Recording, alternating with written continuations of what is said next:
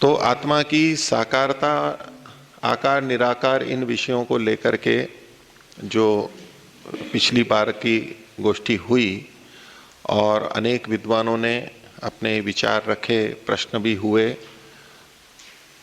तो काफ़ी गंभीर विषय, काफ़ी चर्चाएं हुई, बहुत सारे संबंधित विषय आवश्यक थे वो भी जुड़ करके आए, लेकिन वो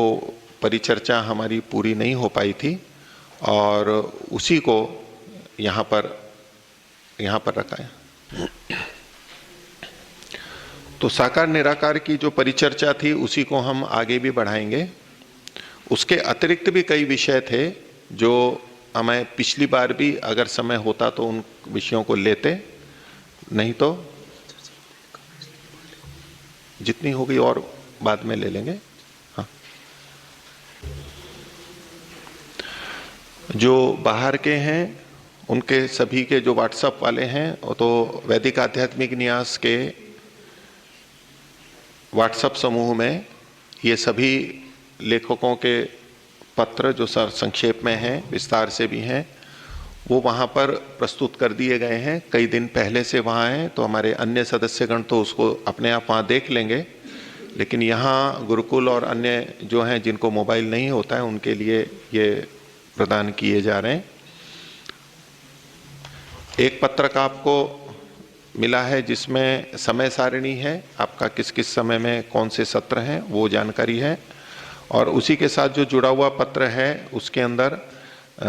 विभिन्न विषयों को लिखा गया है। उनमें विषय क्या है, अध्यक्ष कौन है, संचालक कौन है और वक्ता कौन है, वक्ताओं के नाम भी उसमें दिए गए हैं, और यदि शास्त्रार्थ होता है तो उसमें जो निर्णायक हैं उनके नाम भी यहाँ पर दिए गए हैं। वो सारी जानकारी आपको वहाँ मिलेगी। उनके अलावा आचार्य रविंद्र जी के, आचार्य आनंद राज जी का और आचार्य भद्रकाम जी के भी हैं, इधर भी दे दीजिए, मेरे को नहीं मिला है, और मेरा भी है। ऐसे ये 4 व्यक्तियों के लेख भिन्न भिन्न विषयों पे जिन जिन का है, वो जिनको प्रस्तुत करना है, उनका सार संक्षेप आपके सामने है। और ये सब इसलिए कि आपको उनका मुख्य विषय पहले से पता रहे और फिर आप लोग उस पर स्वयं भी विचार कर लें और उसकी चर्चा कर सकें। आत्मा से संबंधित विषय कई वर्ष पहले भी उठा था और चूंकि ये चर्चाएं चलती रहती हैं, तो वैदिक आध्यात्मिक न्यास के एक वर्ष में एक सत्र के अंदर ये विषय किया गया था और उसमें कई वक्ताओं ने अपना अभिप्राय रखा था और उसमें केवल इस पे केंद्रित रहे थे कि आत्मा साकार है या निराकार, और उसमें आत्मा निराकार है ये पक्ष अधिकांश का यानी सभी का ये प्रस्तुत हुआ। उन्होंने उसके लिए अपने अपने प्रमाण दिए थे, वो शब्द प्रमाण प्रस्तुत किए गए थे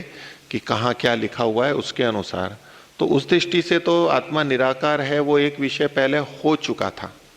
उससे संबंधित प्रश्नोत्तर भी हो गए थे, निर्णय भी हो गया था उसमें। लेकिन चूंकि इस विषय पे और भी बहुत सारी चर्चाएं चलती रहीं समाज के अंदर और सार्वजनिक माध्यमों के अंतर्गत, और भिन्न भिन्न पक्षों के द्वारा अपने कुछ तर्क दिए गए, कुछ पंचावयव प्रस्तुत किए गए, हेतु दिए गए, और उस सब के कारण से समाज में लोगों में ये काफ़ी चर्चा भी हुई और संशय भी हुए कि आखिर क्या है, आत्मा को साकार कहें निराकार कहें। तो एक दृष्टि से देखते हैं तो साकार लगता है, एक पक्ष बोलता है तो उनके तर्क भी युक्ति संगत लगते हैं और दूसरों के भी लगते हैं। तो इन सबको ध्यान में रखते हुए ये विषय रखा गया था और ये प्रयास किया पिछली बार कि आकार किसे कहते हैं उसकी प्रस्तुति हो और वो हमारे को सब जगह घट सके। तो ये विस्तृत चर्चा हम पीछे सुन चुके हैं, हम में से अधिकांश।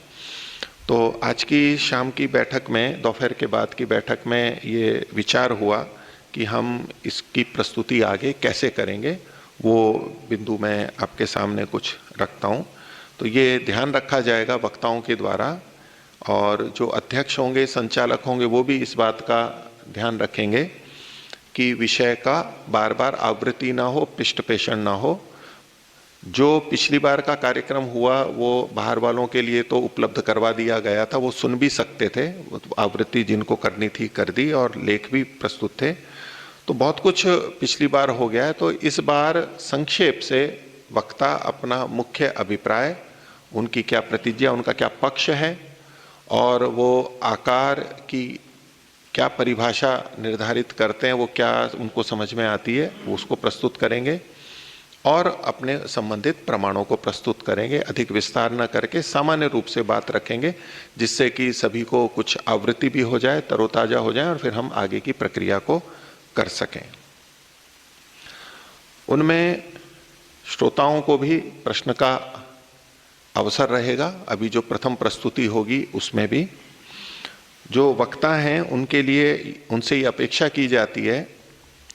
कि पिछली बार जो बातें उन्होंने रखी और इस एक वर्ष के अंतर्गत यदि उनकी दृष्टि में कोई नए प्रमाण आए हों उनको रख सकते हैं, और उनके अभिप्राय में मत में कोई परिवर्तन हुआ हो उसको भी वो यहाँ पर प्रस्तुत कर सकते हैं। उन्हें प्रस्तुत करना चाहिए कि अब मेरा पक्ष ये है, पहले पिछले साल मैंने इस तरह की बात सोची थी, अब कुछ परिवर्तन हुआ है तो वो अपनी बात को रख सकते हैं, नहीं परिवर्तन है तो यथावत भी वो रख सकते हैं। और मुख्य रूप से हम इस बार आत्मा पे केंद्रित रहेंगे। पिछली बार आकार की चर्चा के अंतर्गत प्रकृति का भी बहुत सारा विषय आया और काफ़ी कुछ निश्चय भी है, काफ़ी कुछ स्पष्टता भी हो गई है, लेकिन फिर भी अंतिम स्थिति के लिए इस बार हम प्रयास कर रहे हैं। लेकिन उसमें बिंदु पे अधिक अटकेंगे नहीं। यदि प्रकृति से संबंधित कुछ ज़्यादा विषय आता है और उसके निर्णय के लिए लंबी चर्चा चल रही है तो अध्यक्ष, संचालक आदि उसको नियंत्रित रखेंगे, उसको हम आगे नहीं चलाएंगे। वहाँ से जो कुछ हमें आकार से संबंधित लेना है वो ले लेंगे और जो परिभाषा के रूप में लेना है, स्वरूप के दृष्टि से लेना है वो ले लेंगे, और बाकी आत्मा को मुख्य रख करके इसका परिचर्चा को करेंगे।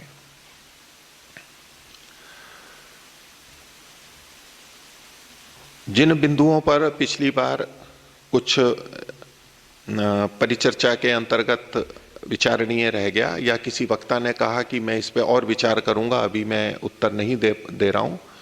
तो जो ये एक साल हुआ इसमें उन्होंने इन बिंदुओं पे यदि विचार किया हो और वो कहना है तो उन बिंदुओं को वो यहाँ पर रखेंगे कि मैं अब उसका ये उत्तर दे रहा हूँ अथवा मैंने वो अपना पक्ष छोड़ दिया है। तो उनको जो पिछली बार अटके हुए हैं जिन बिंदुओं पे, उनको वो प्रमुखता से रखेंगे, उसका वो कुछ अधिक विस्तार कर सकते हैं। फिर पिछली बार भी बैठक में कुछ बिंदु आ गए थे जहाँ की शास्त्रार्थ की स्थिति बन रही थी कि चर्चा में अब कुछ निर्णय नहीं आ सकता, दो के बीच में जो प्रमाण प्रस्तुत कर रहे हैं, अपना अपना अर्थ जो ग्रहण कर रहे हैं, उतने मात्र से निर्णय नहीं हो पा रहा है। तो शास्त्रार्थ के भी कुछ बिंदु पिछली बार रह गए थे, तो उन पर भी प्रारंभ में चर्चा हो जाएगी। यदि उनका कुछ समाधान हो गया है, दोनों पक्षों का सामंजस्य बन गया है, तो फिर शास्त्रार्थ की स्थिति नहीं बनेगी, नहीं तो उन बिंदुओं पर शास्त्रार्थ होगा। हमारी जानकारी में दो विषय तो हैं ही जिन पे कि शास्त्रार्थ हो सकता है, और शास्त्रार्थ लेकर के हमने उसको वहाँ पर रोक दिया था पिछली बार। तो इस बार वो शास्त्रार्थ की प्रक्रिया भी चलेगी। शास्त्रार्थ में जो निर्णायक हैं उनके नाम भी यहाँ पर लिखे गए हैं, उनकी उपस्थिति में दोनों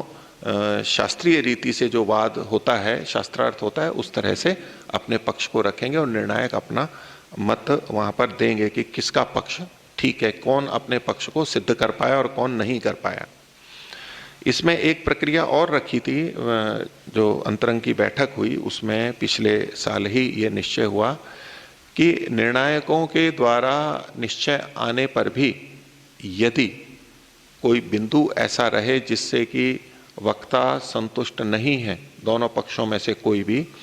और वो चाहते हैं कि इसमें थोड़ा सा और विचार हो, कि केवल निर्णायकों का निर्णय आ गया और बस सबको चुप रहना पड़े, ऐसा ना करके एक अवसर वहाँ पर रखा गया है। सामान्यतया उसका उपयोग नहीं होगा, निर्णायकों का निर्णय ही आना चाहिए, वही वहाँ तक हो जाना चाहिए समाधान। लेकिन फिर भी यदि बचता है तो एक विद्वत परिषद और बनाई गई है, जो कि एक अनेक विद्वान जो हमारे सदस्य ही हैं उनमें से एक विद्वत परिषद भी बनी हुई है। वो उनको सौंप दिया जाएगा।